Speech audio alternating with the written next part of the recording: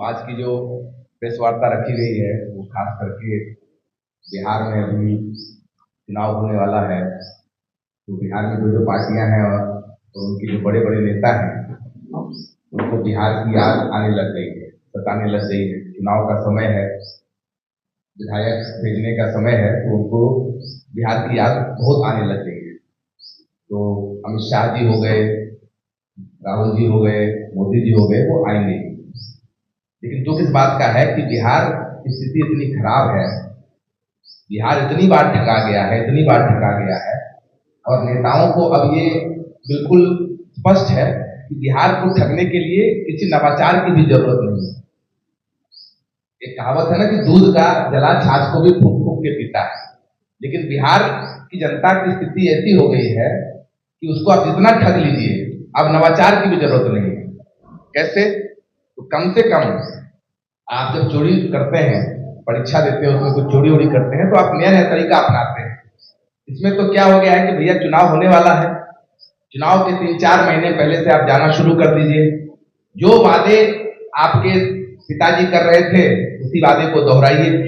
40 साल पुराना वादा, 50 साल पुराना वादा, ये सब वादा दोहरा कर विकास का एक झूठा मूठा मुखौटा प्रस्तुत कीजिए, ताकि जनता आपकी बात सुनने लग जाए कि भैया कुछ नया हो रहा है।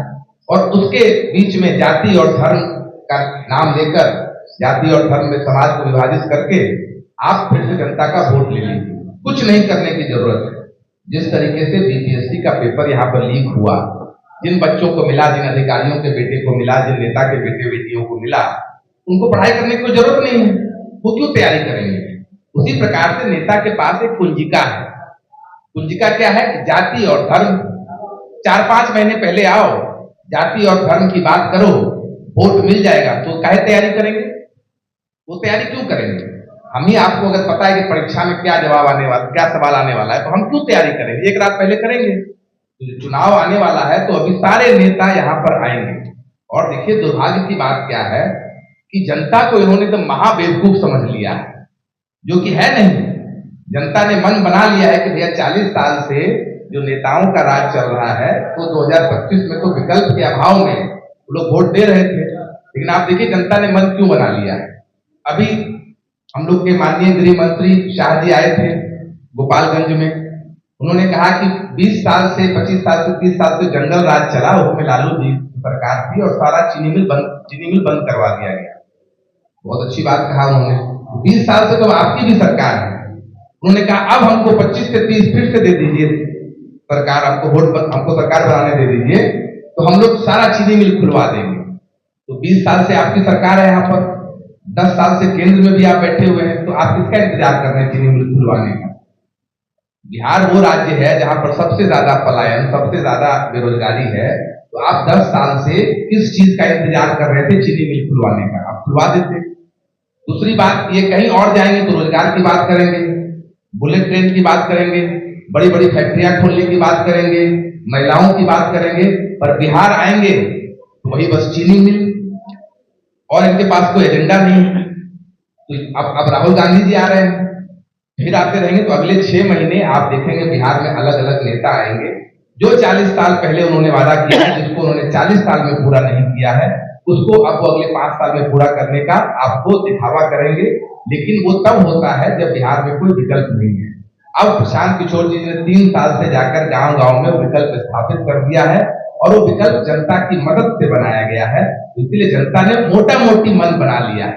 तो अब ये चीनी मिल खुलवाने की बात करें या जाति के धर्म की बात करें, ये अब होने वाला नहीं है, ये संभव नहीं है 2025 में। इसीलिए जनता निश्चिंत है कि जनता का राज बिहार में आने वाला है। बहुत बहुत भूमिका जो बिहार में परिवर्तन की बयार बह रही है, जो बदलाव है, पहली मर्तबा बिहार की जनता विश्व स्तरीय शिक्षा के बात की चर्चा कर रही है।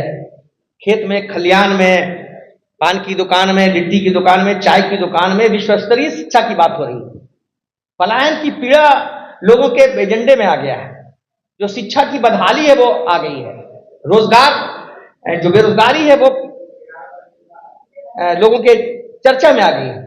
तो एक बदलाव की लहर पूरे बिहार में 35 साल से, जो बिहार में जनता, राजद और कांग्रेस, भाजपा और जदयू के मैच फिक्सिंग से जो 35 साल से सरकारें चल रही हैं, 15 साल लालू जी और उनकी श्रीमती राबड़ी देवी जी, और इधर नीतीश जी और भारतीय जनता पार्टी का जो गठबंधन है, इसकी जो सरकारें चल रही हैं, उनसे जनता 35 साल से, और महान समाजवादी चिंतक लोहिया ने कहा है कि जिंदा कौमें, समाज की जिंदा जो लोग होते हैं, जिंदा कौम एक सप्ताह से ज्यादा इंतजार नहीं करती है। ये 35 साल तो बहुत बड़ा पीढ़ियों का अंतर हो गया है। इसलिए इस बार बिहार की जदला में आप देखें, आप जाएं बिहार के किसी भी प्रखंड में जाएं, किसी भी पंचायत में जाएं, हर जगह जन स्वराज की चर्चा हो रही है। श्री प्रशांत किशोर जी के विजन की, उनकी सोच की, उन्हें परिवर्तन जो बिहार में वो लाना चाहती, उनकी जो समझ है, उसकी चर्चा हो रही है। उस चर्चा से ये लोग बौखलाए हुए हैं। जिन लोगों ने सब दिन गुजरात लौटी है, हमेशा गुजरात में इंफ्रास्ट्रक्चर डेवलपमेंट का काम किया, सारा औद्योगिकरण वहां होगा, बुलेट ट्रेन वहां चलेगी। 75% पार्लियामेंट के एमपी जो है बिहार में, 40 अगर सीटें हैं तो 30 से ज्यादा सीटें इनके गठबंधन को मिलती हैं। लेकिन बिहार को मिलता क्या है? झूठे आश्वासन, जो आश्वासन की रेवड़ी। तो जनता इन सब बातों को समझ रही है, बिहार की जनता। और 1974 का जो मूवमेंट था, लोकनायक जयप्रकाश नारायण का मूवमेंट था, परिवर्तन का मूवमेंट था। आप जान लें, जनता जब परिवर्तन लाती है तो आपने ये भी देखा कि गुजरात के एक मेस में बच्चों के खाने में 11 नया पैसा दाम बढ़ गया था मेस का। जेपी बिहार से गए थे गुजरात, और वो परिवर्तन, जो छात्रों का आंदोलन हुआ, वो देश का आंदोलन बन गया, और स्वर्गीय इंदिरा गांधी की सरकार चली गई। तो ये जो इस तरह इतनी पीड़ा बिहार में, जातीय हिंसा, उन्माद, नरसंहार की धरती, जो भी लालू जी के रिजीम में जो गुनाह हुआ, कांग्रेस के टाइम में अरवल जो नरसंहार हुआ, उसके बाद लगातार जो नरसंहारों का सिलसिला हुआ, उसी की कोख से भारतीय जनता पार्टी और जनता दल यूनाइटेड का जन्म हुआ, और इसी को ये लोग कैश करते रहे। तो ये जंगल राज और ये दरिंदा राज, लालू जी का अगर जंगल राज था, तो ये दरिंदा राज है, जिसमें डीके टैक्स और आरसीपी टैक्स से बिहार की जनता उब चुकी है। जो पदाधिकारी, एसडीओ, डीएसपी पैसा दे करके, जो थानेदार, जो बीडीओ, जो सीओ पैसा दे के जाता है प्रखंडों में, अनुमंडलों में, जिलों में, वो जनता को दोनों हाथ से लूट रहा है। और आप देख रहे हैं कि छोटे छोटे कामों में आजकल मोटेशन की फीस क्या है, ये बताने की जरूरत है क्या, अगर आप लोग गांव से जुड़े हुए हैं? तो ये जो भ्रष्टाचार की, इस पर ज्वालामुखी पर जो बिहार बैठा है, इससे जनता मुक्त होना चाहती है। बिहार की आवाम इससे राहत चाहती है। बिहार के शिक्षा की जो बदहाली है, युवाओं में जो हताशा है, और जो पलायन की पीड़ा है, इससे बिहार की जनता मुक्त होना चाहती है, एक नया बिहार बनाना चाहती है। इसी को प्रभावित करने के लिए उन्माद की राजनीति में लोगों को बिहार में घुसाना चाहते हैं। कुछ लोग जातीय उन्माद का सहारा ले रहे हैं, कोई धार्मिक उन्माद का सहारा लेके इसी तरह के ध्रुवीकरण की राजनीति कर रहे हैं। इसलिए आज की जो प्रेस कॉन्फ्रेंस है, और हमारे नेता ने सारी बातें, हमारे नेता श्रद्धेय प्रशांत किशोर जी ने सारी बातें इन सारे बिंदुओं पर, जो देश पर ये बिंदु है, जो बिहार के सवालात हैं, उन पर रखी है। और आज 11 अप्रैल को आप सारे लोग आमंत्रित भी हैं, हम लोग आपको आमंत्रित भी कर रहे हैं कि कटाक्षी होगा बिहार के जनता के, मेरी जो अंगड़ाई हो रही है, बिहार की जनता जो परिवर्तन की अंगड़ाई ले रही है, बिहार के बदलाव रैली में वो परिलक्षित होगा।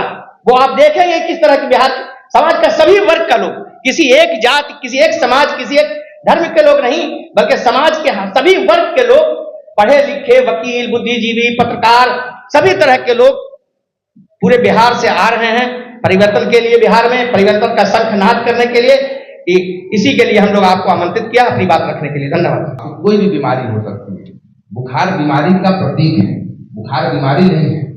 आपको बुखार है तो आपको हो सकता है कि उस समय कोई और बीमारी हो, पेट दर्द हो रहा हो, कहीं इन्फेक्शन हो। बुखार बताता है कि आपके शरीर में कहीं ना कहीं कुछ इन्फेक्शन है।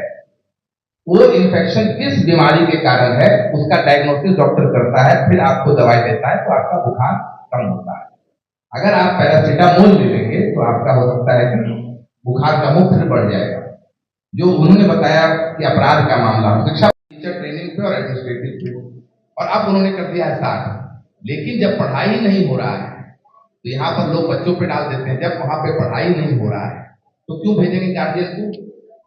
आप ये सोचिए कि आप हमारे यहाँ चाय पीने आ रहे हैं, शिक्षा व्यवस्था की यहाँ क्या स्थिति है।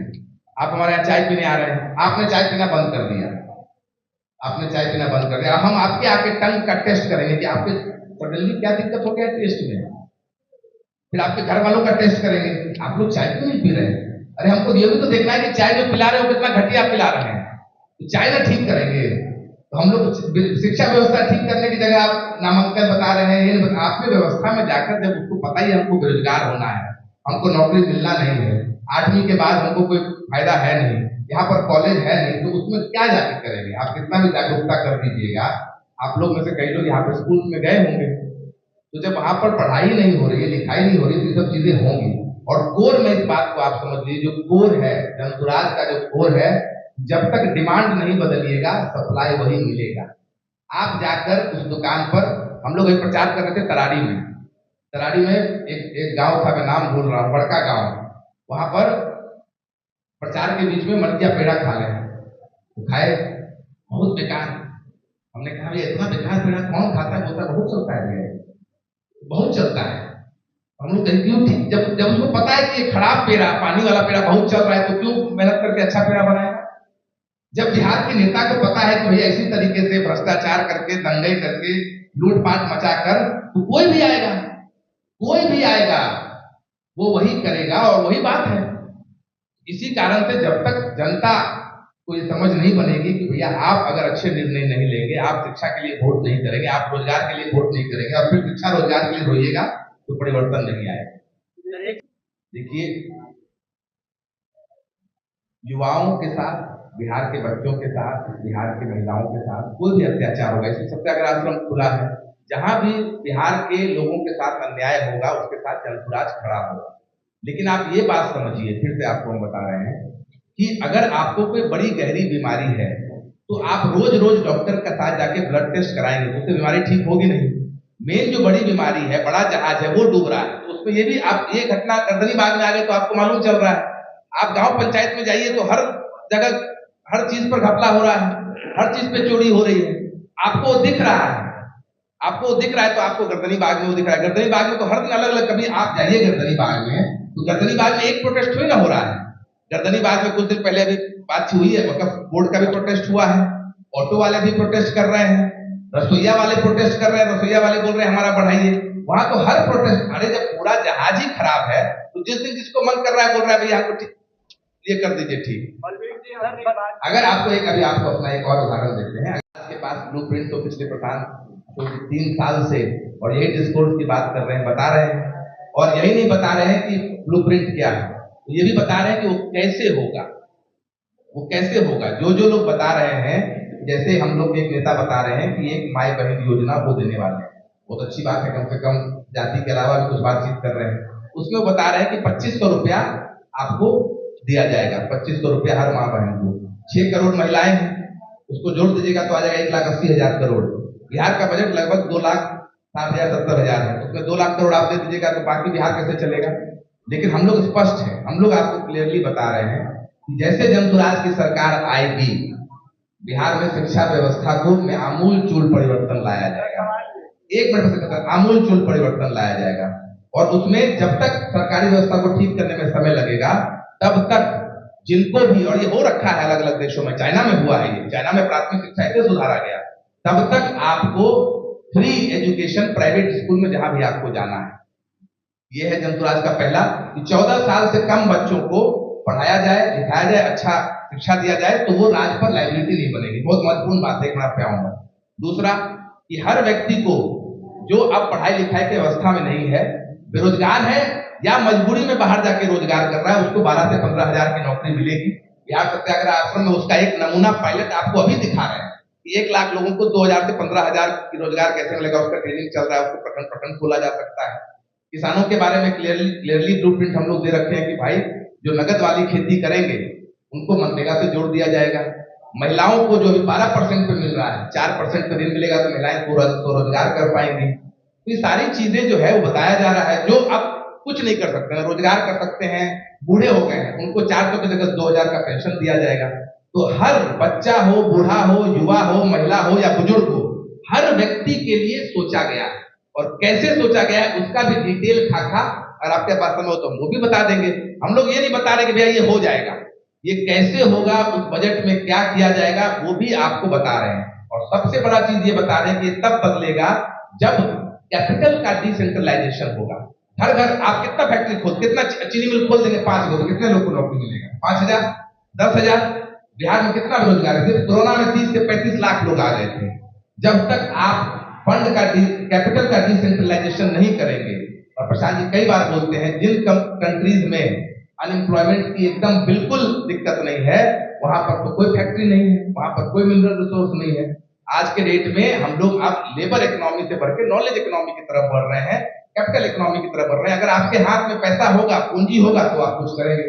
सबसे बड़ा one of the priorities Jan Suraaj का जो है कि आप हर व्यक्ति के हाथ में पूंजी दे दीजिएगा तो कुछ न कुछ कर लेगा। और उसका पायलट बोल नहीं रहे हैं, 6 महीना दिखा रहे हैं, आप हमारे साथ आइए। कई लोग उसका फायदा उठा रहे हैं। 3-4 हजार लोग ट्रेनिंग लेकर गए हैं और 2,000 से 15,000 के बीच वो कमा रहे हैं। आप उससे बातचीत करते हैं।